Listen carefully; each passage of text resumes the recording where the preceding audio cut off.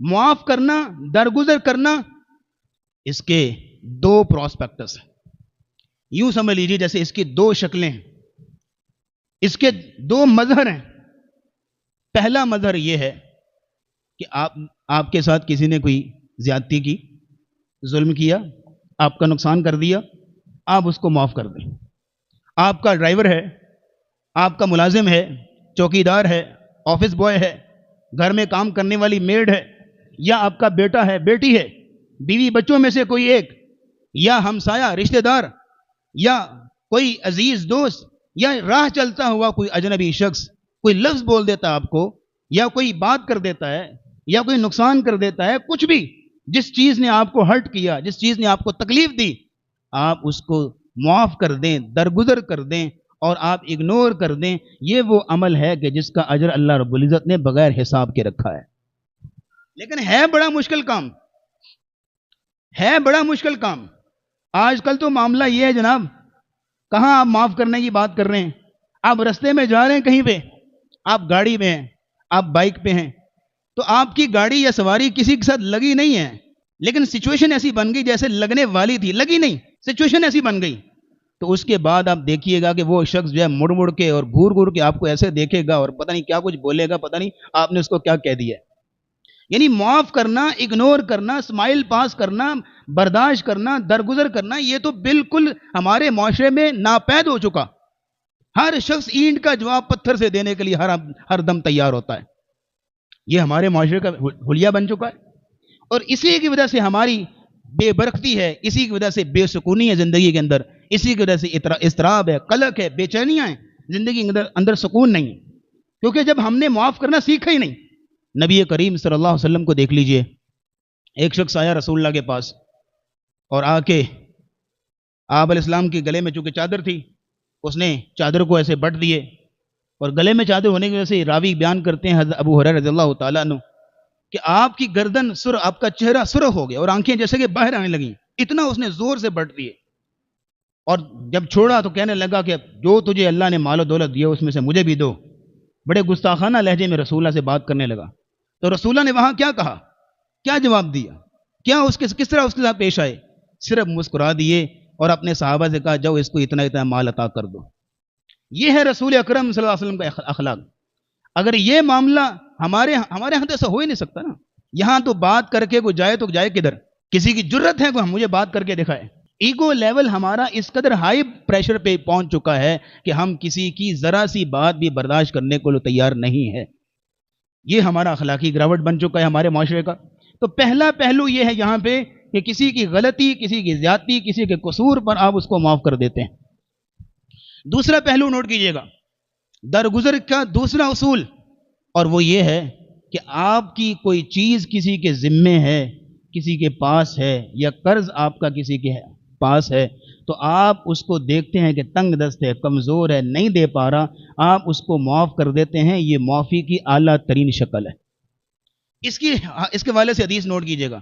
نبی اسلام نے فرمایا من نفس عن غریمہ او محا عنہ، جو شخص جو ہے وہ کسی کا قرض معاف کر دیتا ہے، من نفس عن غریمہ او محا عنہ، اس کے ذمہ قرض ہے یا کسی کے پاس قرض ہے، تو یہ دیکھتا ہے کہ تنگ دست بیچارہ کمزور ہے، چند پیسے دے کے اس کا قرض اتار دیتا ہے. فرمایا کان فی ظل العرش یوم القیامہ، قیامت کے دن اللہ اس کو اپنے عرش کا سایہ عطا کریں گے.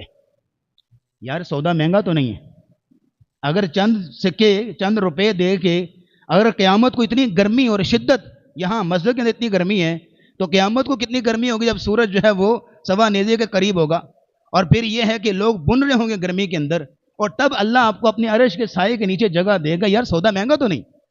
اگر آپ کسی، اور ایک اور حدیث نوٹ کیجئے، نبی صلی اللہ علیہ وسلم نے من یسر معسرا، جس بندے نے کسی تنگ دست کو مہلت دے دی، ایک تنگ دست آدمی ہے اس کو مہلت دے دی اور اس کے لیے آسانی کر دی، چلو تو ابھی نہیں دے سکتا، جب تیرے پاس ہوں تب دے دے، اس کو مہلت دی. اس مہلت دینے کی وجہ سے بھی نبی کریم صلی اللہ علیہ وسلم نے فرمایا قیامت کو اللہ اس کو عرش عظیم کا سایہ عطا کریں گے. یہ معمولی بات نہیں ہے. اس حدیث کو روایت کرنے والے صحابی کون ہیں؟ ابو الیسر رضی اللہ تعالیٰ عنہ اس حدیث کو نریٹ کر رہے ہیں. اور ابو الیسر نے جب رسول اللہ کی زبانی یہ حدیث سنی تو اپنی زندگی کا مقصد اور تھیم بنا لیا، ایک رجسٹر لے لیا, ایک کاپی لے لی, اس کے اوپر کھاتا لکھنا شروع کر دیا, لوگوں کو قرضے دینے شروع کر دیے, لوگوں کے قرضے معاف کرنا شروع کر دیے, اور اپنے خادم کو بطور خاص ہدایت جاری کر دی کہ تیرے پاس اگر کوئی تنگ دست آ جائے نا تو فتجاوز عنہ, اس سے درگزر کر لینا, اس کو معاف کر دینا, لعل اللہ ان یتجاوز عنا, تاکہ اللہ ہمیں بھی معاف کر دے.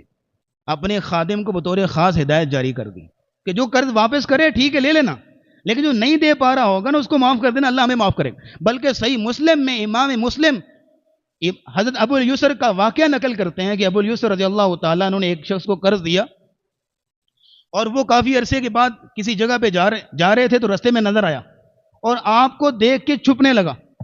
تو انہوں نے دیکھ لیا تھا, آواز دی, ادھر آؤ بھائی, چھپ کیوں رہے ہو, کیا ہوا ہے؟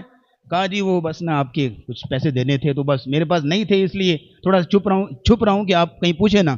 کہا تم نہیں دے سکتے؟ کہا جی تنگ دست ہوں, نہیں دے سکتا. کہا واقعی تم تنگ دست ہو؟ کہا جی واقعی تنگ دست ہوں, جو میں نے تمہیں معاف کیا.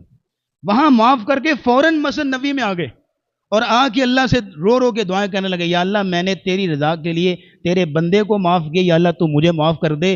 رسول اکرم صلی اللہ علیہ وسلم کو وحی کے ذریعے سے بتا دیا گیا کہ یا رسول اللہ ہم نے ابو الیسر کو معاف کر دیا ہے. یہ ہے کہ آپ کا حق کسی کے ذمہ, آپ اس کو معاف کر دیں. اور یہ اس کی ایک اور دوسری شکل بھی ہے. نبی کریم صلی اللہ علیہ وسلم نے فرمایا انا زعیم ببیت فی ربض الجنہ لمن ترک المراء وان کان محقا. جائیداد کی تقسیم ہوتی ہے اور لڑائیاں ہوتی ہیں, اور آپ سنتے رہتے ہیں واقعات کہ چند زمین کی خاطر جو ہے وہ سگے بھائی نے اپنے بھائی کو قتل کر دیا, بچوں نے اپنے باپ کو جو ہے وہ قتل کر دیا. آپ یہ واقعات سنتے رہتے ہیں. نبی اسلام نے فرمایا اس موقع پہ لڑائی کو ختم کروانے کے لیے, فتنے کو ختم کرانے کے لیے, اگر کوئی شخص چاہے وہ حق پہ ہے لڑائی جھگڑا چھوڑ دیتا ہے, میں اس کو جنت کی ضمانت دیتا ہوں. نبی اسلام کہ میں اس کو جنت میں ایک گھر کی گارنٹی دیتا ہوں کہ جو اس موقع پہ جب لڑائی ہو رہی ہے اور قتل و غارت تک نوبت پہنچ سکتی ہے, چاہے وہ حق پہ ہے, جھگڑا چھوڑ دے بھائی, میں چھوڑتا ہوں, پر میں اس کو جنت میں ایک گھر کی ضمانت دیتا ہوں. یہ ہے درگزر کرنا, یہ ہے معافی تلافی, یہ ہے معذرت پیش کرنا یا معذرت قبول کرنا. اس کی یہ دو شکلیں میں نے آپ کے سامنے رکھ دی.